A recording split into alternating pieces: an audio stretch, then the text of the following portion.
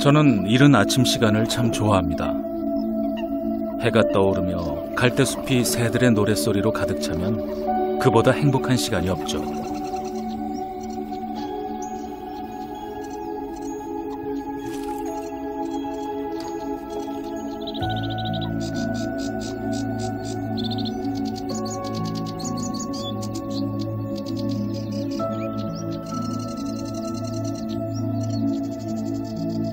강의 하루가 시작됩니다.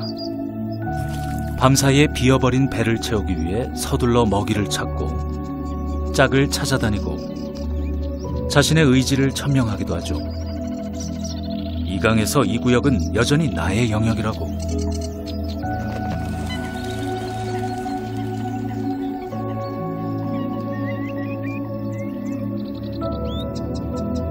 아름답고 평화로운 한때입니다. 또 해뜰 무렵 강에 나가보면 강과 해와 빛이 연출하는 아주 특별한 장관을 감상할 수 있죠.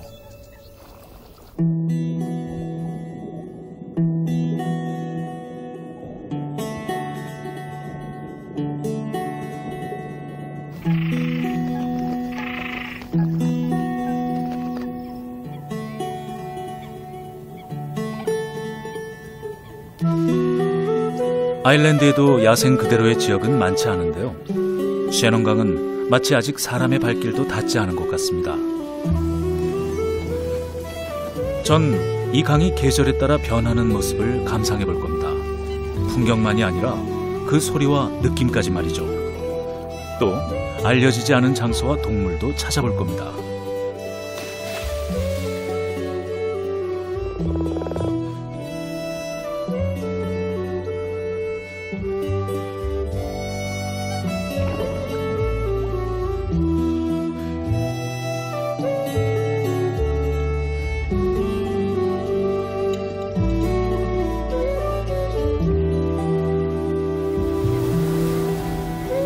전 계획에 따라 움직이지 않고 그냥 정처 없이 다니며 탐험을 해볼 생각입니다.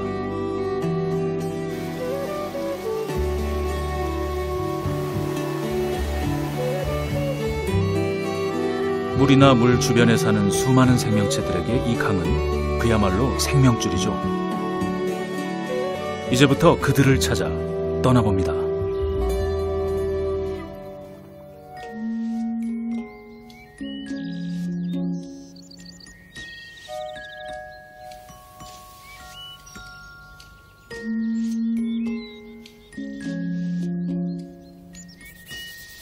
셰넌강이 봄을 맞이하며 서서히 활기를 띱니다. 공기 중에서도 뭔가 의욕이 느껴집니다. 이곳에서 봄 소식을 가장 먼저 알려주는 것은 바로 유럽 갈구리나비입니다. 한두 달 전까진 물에 잠겨 있었지만 물이 빠지자 어디선가 유럽 갈구리나비들이 나타나 이 습한 초원 지역을 점령해버렸습니다. 유럽 갈구리나비는 정말 완벽한 생명체죠. 섬세한 날개에 색깔도 풍부합니다. 수컷과 달리 암컷의 날개 끝은 오렌지색이 아니지만 그래도 아름답긴 마찬가지입니다.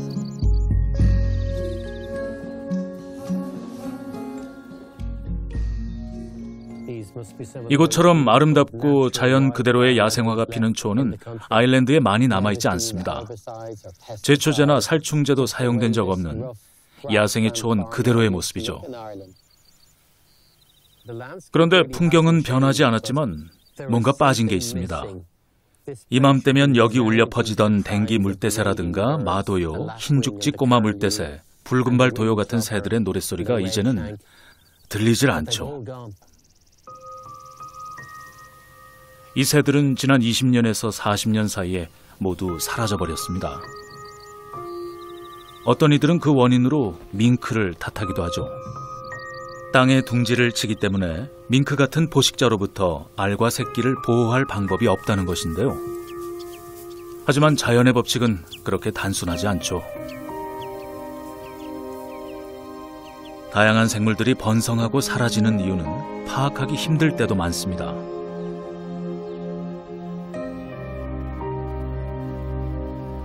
지난 수십 년 동안 아일랜드의 전원 지역은 크게 변화했고 그 변화는 강을 살펴보면 알 수가 있습니다.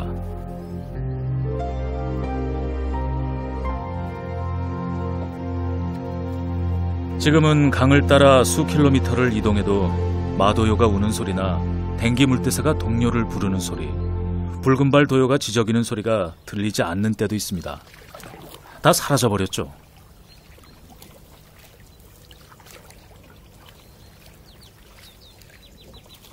강 전체를 뒤져봐도 이 새들이 안전하게 둥지를 튼 곳은 겨우 한두 곳에 불과합니다.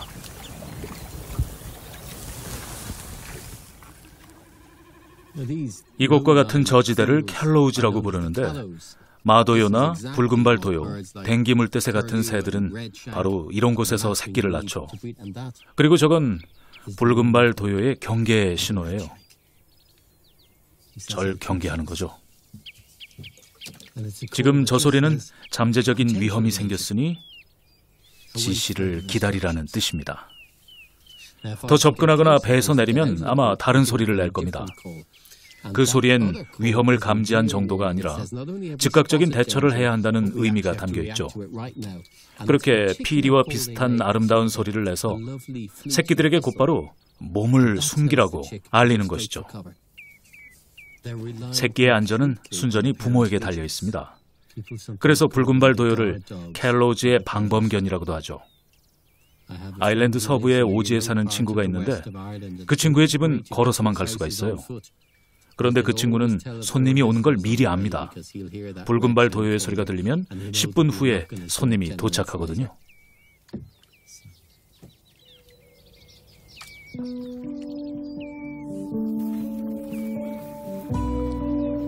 저의 여행은 바다로 가는 여행이 아닙니다. 그냥 강 전체를 정처 없이 돌아다녀 보는 것이죠. 계절의 흐름과 함께 강의 곳곳을 탐험해 보는 겁니다.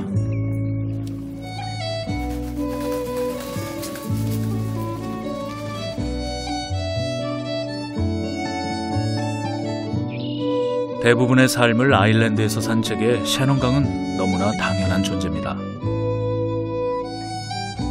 셰넌강은 거친 서부와 점잖은 동부 사이를 가로지르는 영국과 아일랜드를 통틀어 가장 긴 강으로 이 강을 건넌다는 건 아일랜드의 다른 지역으로 이동한다는 뜻이죠. 백과사전엔 길이 약 360km의 강으로만 나오겠지만 그게 다가 아닙니다. 셰넌강에서 촉수처럼 뻗어나가는 개울과 작은 강들은 아일랜드 곳곳에서 물을 셰넌강으로 끌어오죠.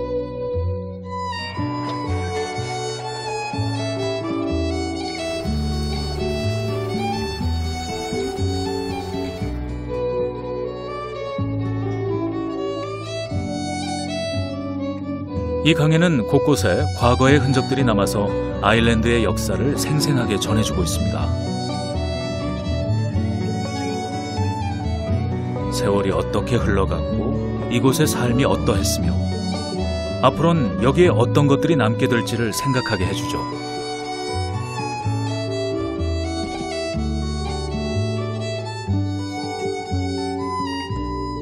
켈트의 호랑이 아일랜드의 경제 성장도 이 성터처럼 낭만적으로 기억될까요? 그러진 못하겠죠.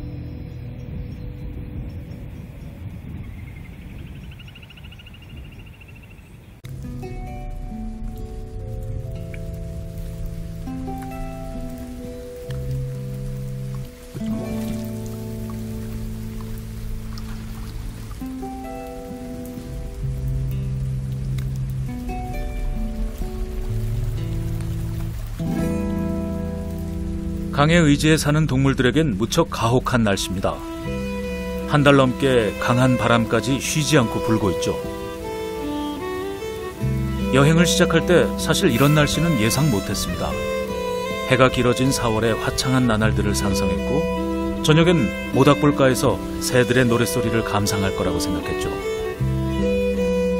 그런데 지난 4주에서 5주 동안 전 다른 동물들처럼 비를 피하며 이 거친 날씨가 어서 지나가기만을 기다리고 있습니다. 보통 한 해 중 이맘때가 되면 엄청난 수의 곤충떼가 나타나서 새와 물고기의 먹이가 되어줍니다. 따라서 모든 동물이 배불리 먹이를 섭취하는 시기죠. 그런데 올해는 어미새들이 새끼들에게 먹이를 제대로 구해주지 못할 뿐만 아니라 새끼 새들은 세찬 비바람에까지 시달려야 하는 형편입니다.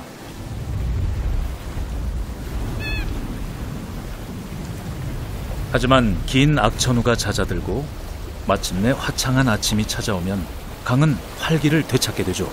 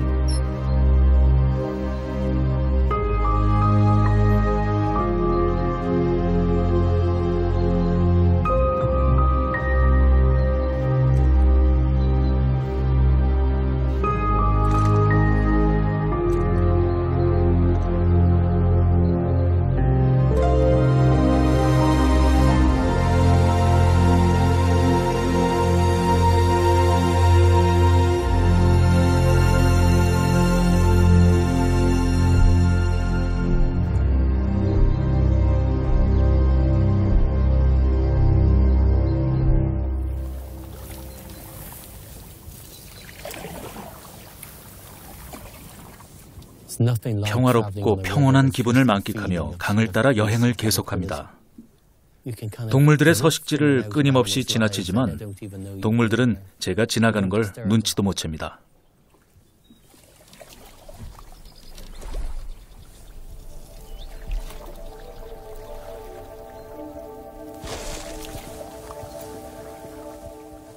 노를 저어가다가 문득 물속에선 어떤 일이 벌어지는지 궁금해졌습니다. 우리 눈에 보이지 않을 뿐 태어나고 번식하고 먹고 먹히는 동물들의 치열한 삶은 이 수면 아래에서도 계속되고 있을 겁니다.